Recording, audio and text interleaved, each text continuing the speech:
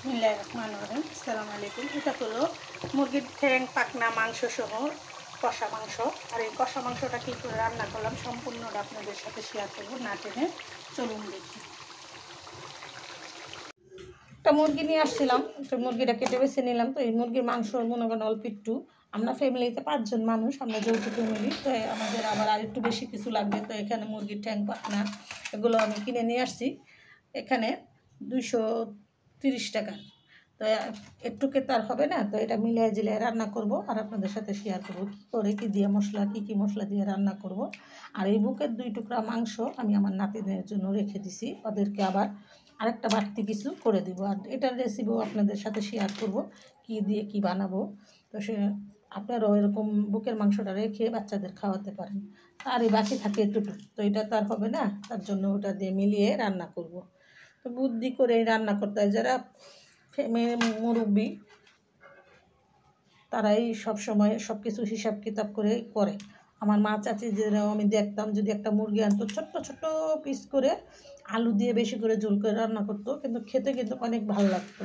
তখন আর সেই দিন, এখন বাচ্চারা মাংস ছাড়া মাছ ছাড়া খেতে চায় না। তো মাঝে মধ্যে একটা মুরগি আনলে ওটারে আমি বুকের মাংসটা রেখে দিই।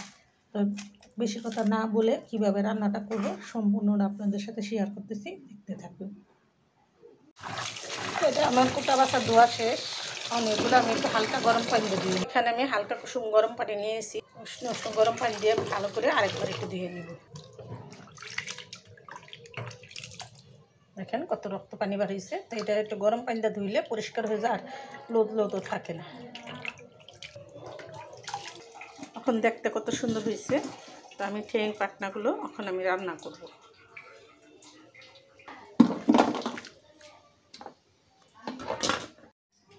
প্রথমে আমি পেঁয়াজগুলো এখানে দিয়ে দিব। রান্না যেভাবে করে আমি সেভাবেই আপনাদের প্রতিটা স্টেপ স্টেপ আপনাদের সাথে শেয়ার করি। তো এখানে আছে মরিচ বাটা, তো আমি মরিচটা আর একটু ব্লেন্ড করে নেব। এখানে 1.5 চামচ দিয়ে দিলাম মরিচ বাটা, 1 চামচ দিলাম আদা রসুন। এটা একটু মিহি হওয়ার জন্য আমি আরেকবার ব্লেন্ড করে নিব। দিয়ে দিলাম হলুদের ফাঁকি, 1.5 চামচ হলুদের ফাঁকি দিলাম, স্বাদ মতো নুন। তো এটা আমি আরেকটু ব্লেন্ডার করে নিব। তো মশলাটা আমি আরেকটা বাড়ি দিয়ে নিলাম। এখানে কিন্তু আমি তেলের পরিমাণ অনেক কম দিছি, আর মশলা আমার একেবারে হলুদ মরিচ আদা রসুন ছাড়া আমি বাড়তি কোনো মশলা এখানে দিই নেই। তো কীভাবে রান্না করতে মাছ আছে আমি সেইভাবেই রান্না করি। আর আমার রান্নাগুলো একদম সিম্পল, কোনো আহামরি মশলা দিয়ে রান্না করি না, হালকা মশলা রান্না। আমার রান্নাগুলো আপনারা আমার ভিডিওটা না টেনে দেখে এরকম করে রান্না করে একবার হলো খেয়ে দেখবেন। তো আমার পেঁয়াজটা বেরেস্তা করা হয়ে গেছে, আমি এখন মশলাটা দিয়ে দিব।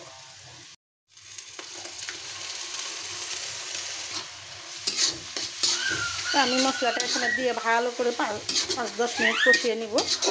আপনারা আমার ভিডিওটা না টেনে দেখতে থাকুন কীভাবে আমি রান্নাটা করি।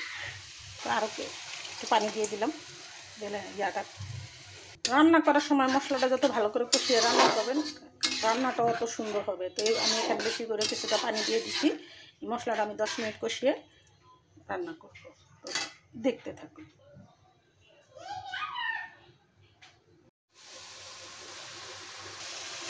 তো মশলাটা আমার এখানে কষানো হয়ে গেছে, আমি এখন মাংসগুলো দিয়ে দেব। বাচ্চাদের খুশি করার মতো একটা মুরগির 4টা মাংসগুলো আমি এখানে দিয়ে দিই। মাংসটা এখানে হালকা ভাজা হয়ে কষা হয়ে গেছে, আমি এখন গিলা কলিজাগুলো দিয়ে দিই। মুরগির মাংস রান্না করি আর গরু মাংস রান্না করি, যাই রান্না করি আমাদের ঘরে 2 দিন জাল দিয়ে ভাজা ভাজা করে খাবে। আলু দিলে তো জাল দিয়ে ভাজা ভাজা করা যায় না, তো এটা আজকে রান্না করব, 2 দিন ভাজা ভাজা করে খাবে। তো আমি কীভাবে রান্না করলাম, কী কী মশলা উপকরণ দিলাম সম্পূর্ণটা কিন্তু আপনাদের সাথে শেয়ার করলাম। তারা আমার ভিডিওটা না টেনে দেখবেন। আর এরকম সুস্বাদু মুরগির মাংস গিলা কলিজা দিয়ে সব মিলিয়ে একসাথে রান্না করে একবার হলো খেয়ে দেখবেন, খেতে কিন্তু কষা দাঁড়ানো হয়। মুরগির পাগুলো দিয়ে দিব। মাংসটা এখানে হয়ে গেছে, আমি এখন গরম মশলা ফাঁকিটা দিব। তো আপনাদের সাথে ফুল ভিডিওটা শেয়ার করলাম, আপনারা আমার ভিডিওটা না টেনে দেখবেন আর এরকম সুস্বাদু রান্না করে খাবেন। মায়ের হাতের রান্নার মতো রান্না হবে, একদম পিওর। আমি কিন্তু ওরকম আহামরি মশলা দিই নি, আপনাদের সাথে ফুল ভিডিওটাই শেয়ার করলাম। আপনারা আমার ভিডিওটা না টেনে দেখবেন আর এরকম সুস্বাদু রান্না করে খাবেন।